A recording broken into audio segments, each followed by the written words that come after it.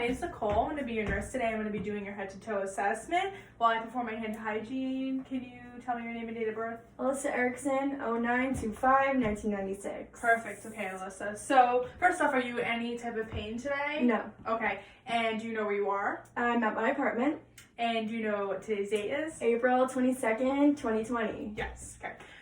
So my patient is alert and oriented ×3. Her speech is clear and coherent. She is making eye contact with me. She is well groomed, well nourished. She is dressed for the occasion and for the weather outside.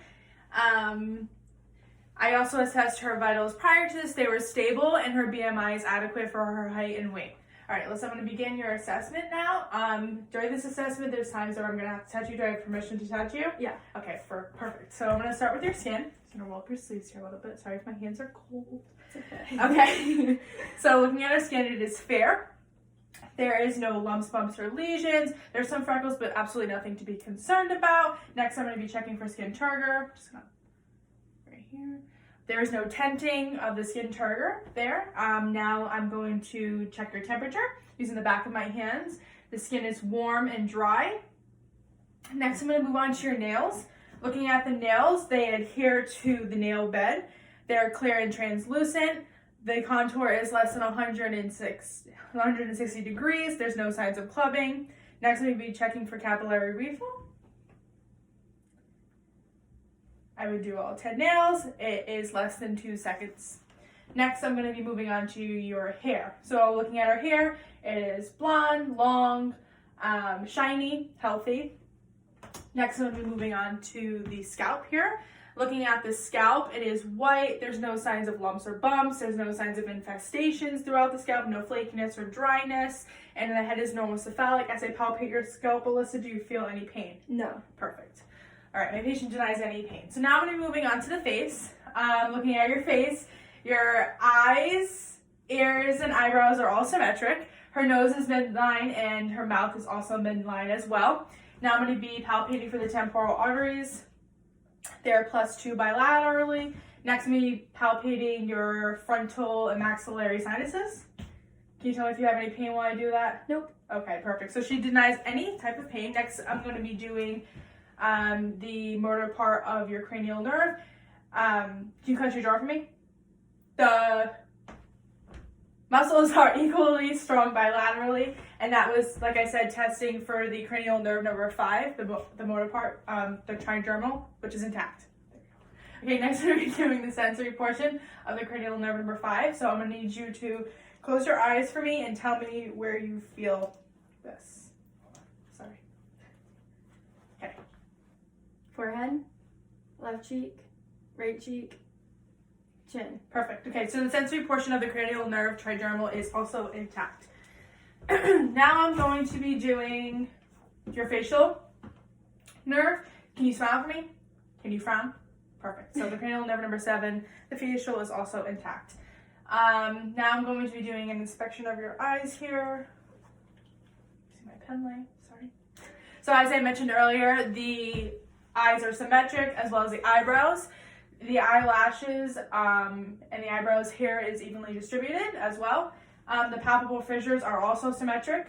The lacrimal apparatus, I'm actually going to palpate here. Can you just tell me if you have any pain? Nope. Perfect. Okay, now next I'm going to be checking your conjunctiva. And let's see. That is pink and the sclera is white.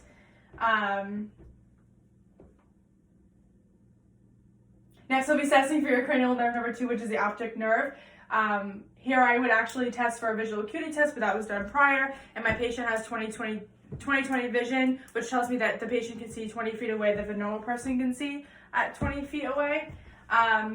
Next, I'm going to be doing the visual field test, which is checking for cranial nerve number 2. So can you cover one eye and just tell me when you can see my fingers? Yep. No. No.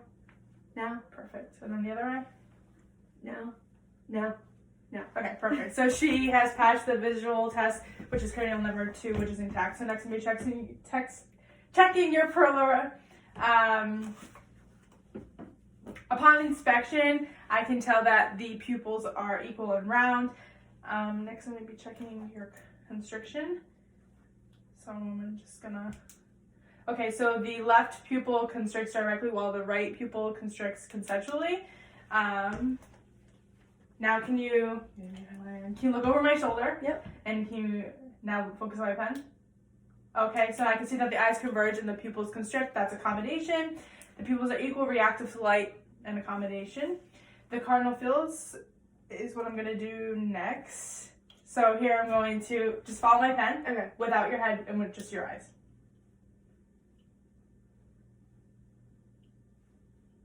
Perfect. Okay, so all cardinal fields are intact, which tells me that cranial nerves number 3, 4, and 6, the oculomotor trochlea and abducens, are all intact.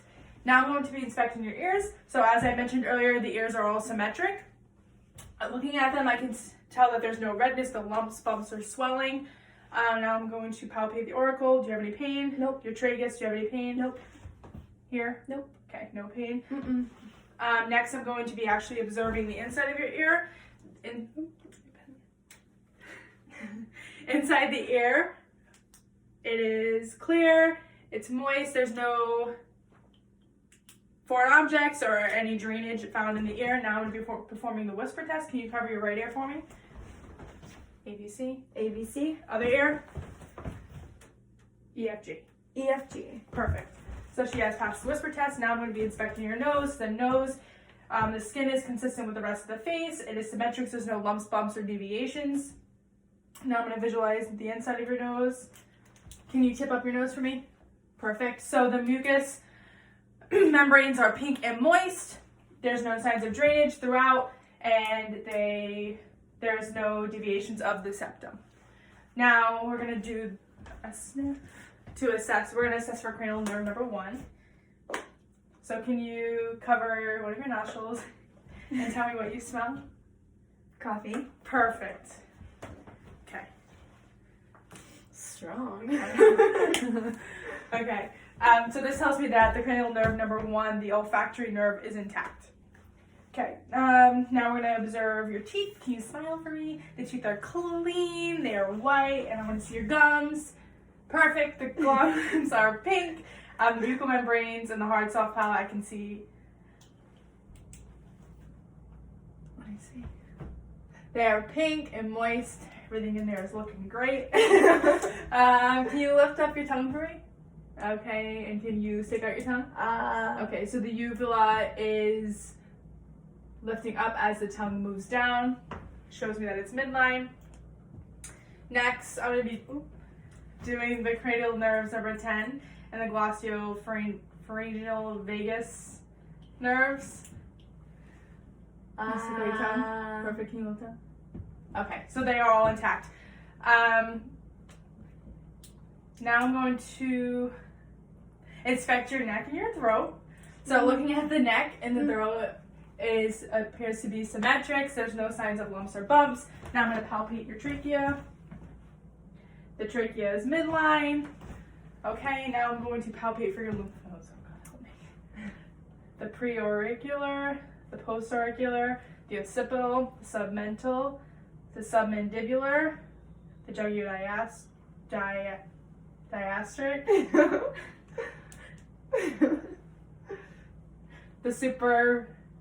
the superficial cervicular, the posterior cervicular, the deep cervical, and the supraclavicular node. Okay.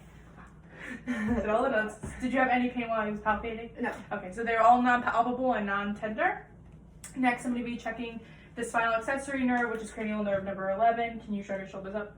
Thank you. Okay, so the cranial nerve number 11 is intact. Now we're going to be doing a full range of motion of your neck. Can you lift up? Keep down. Left. Right. Can you do a side bend of your right and a side bend of your left? Perfect. The range of motion is full in her neck. Now I'm going to be doing the palpating for your thyroid. So I'm going to be palpating the side of your trachea. Can you look to the left and swallow? Look down to the right and swallow. Perfect.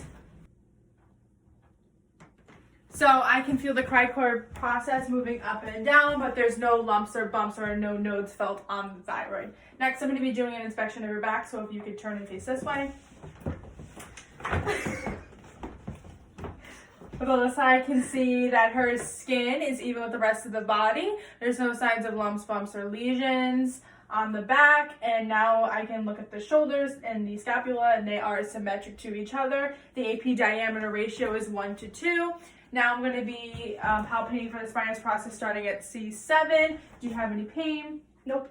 Okay, my patient denies any type of pain in the spinous process. The spine is midline and I do not feel any masses or bumps while palpating. Now I'm going to do their chest expansion. Can you, at T10 and T12, can you take a deep breath for me? Okay, so with the chest expansion, I can see that it moves symmetrically. Now I'm going to be performing tactile firmitus. Can you tell me, can you say 99 for me? 99, 99, 99, 99. Okay, so the vibrations were felt bilaterally throughout her back. Now I'm going to percuss her back, starting at the right upper shoulder, down the back.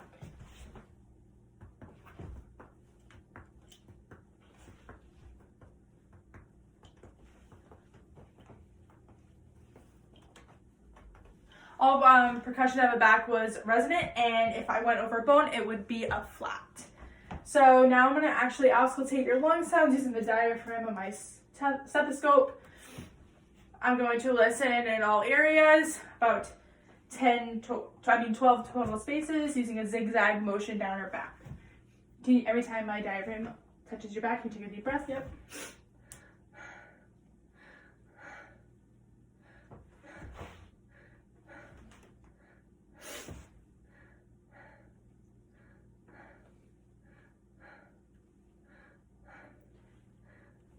Okay, perfect. So all lung sounds were clear and heard. There was no adventitious sounds. Now can you actually move it into front of me? And then I'm gonna do the same thing, but I'm just gonna pretend so that way I don't kill her. Okay.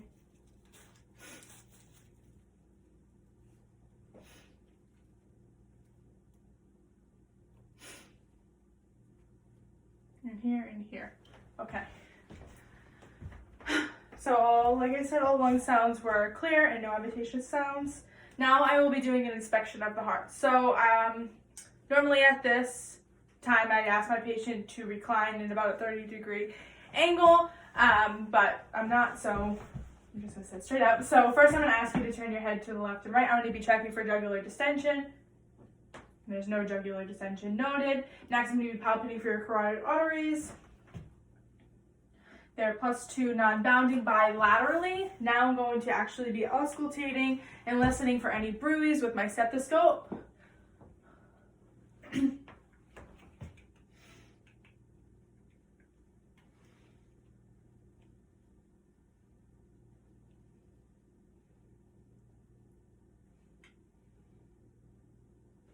no bruits are noted.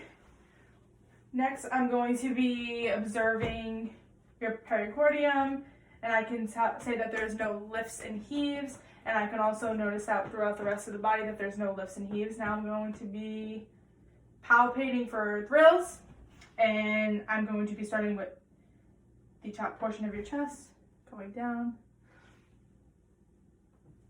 And no thrills are felt. Now I'm going to be palpating for your BMI. It is palpable about 1 centimeter. Now I'm going to be auscultating for your heart sounds, starting with the bell of my stethoscope. And I'm going to be using ape time. Okay.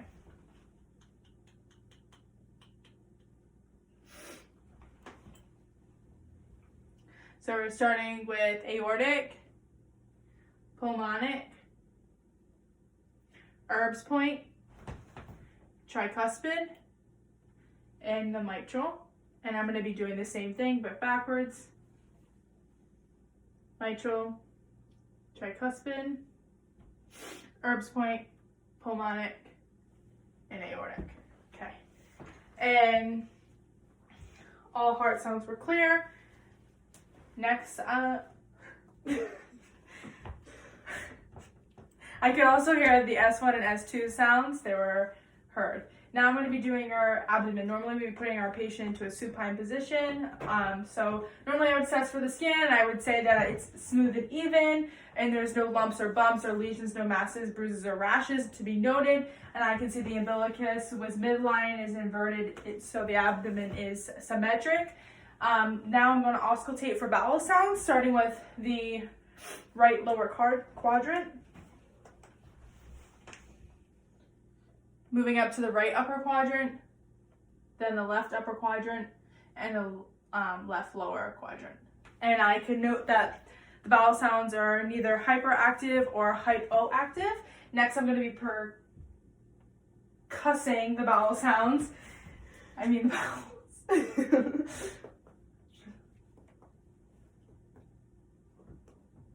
Okay, now I'm going to auscultate again for your vascular sounds to the bell of my stethoscope.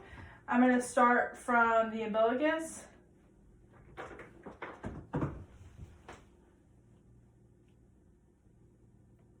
Then move to the renal arteries and the iliac arteries. And this is done bilaterally. Okay, and there's no bruise present there. Now I'm going to be doing palpation. Sorry. Palpation of the quadrants. Okay, so I'm going to start with your right lower quadrant. And then can you just tell me if you feel any pain? Yeah. Right here. Did you feel any pain? Nope. So the patient reports no pain, and I don't also feel any lumps or bumps, and there's no tenderness to be felt. Now I'm going to be doing your musculoskeletal. So looking at the upper extremities, as mentioned earlier, that they are soft. The skin is intact. There's no signs of bruising, rashes, or any lesions to be noted. Now I'm going to be doing your pulses. So I'm going to start with your brachial pulse and your radial pulse and your ulnar pulse. So they're all +2 bilaterally. Normally you would do the other one, but to save time. Now I'm going to be doing a softer shock. So when I touch you and you feel a sensation, can you just tell me if you feel soft or shock? Sure. Thank you very much. Close your eyes. Okay. Soft, soft, sharp, soft, sharp, soft, sharp, soft. Perfect. So my patient was able to identify soft and sharp, both proximally and distally. Now I'm going to test your strength. So can I have your arms, please? Can you push my arms? Can you pull my arms? Perfect. So our muscle strength is equal 5 to 5 bilaterally. Now I'm going to be checking, before I checked your temperature, and her temperature was warm and dry. Now I'm going to check for edema. There's no edema to be noted.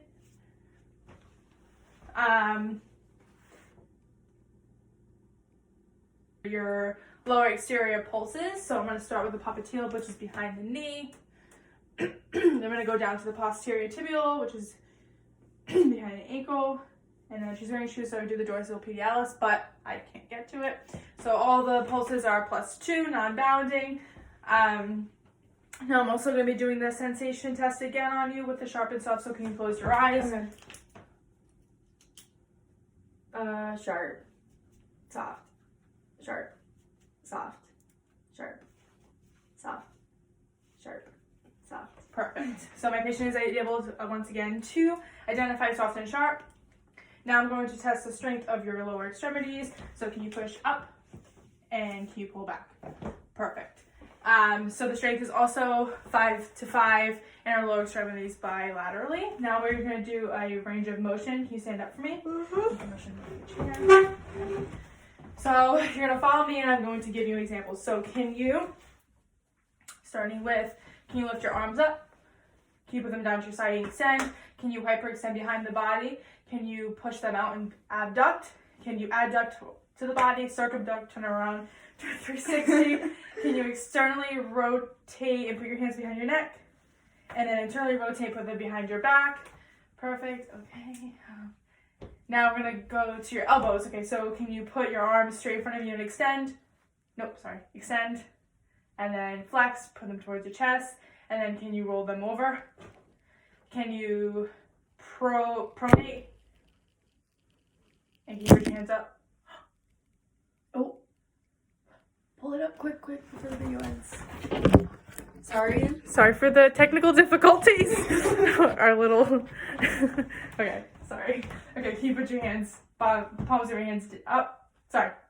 Up, supinate, pronate, down. Okay, perfect. Thank you very much. Now we're going to do your wrists. Can you bring your hands down?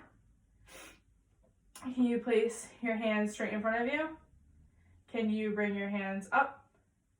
Can you rotate your hands towards your belly? Which is radial deviation, and then ulnar deviation away.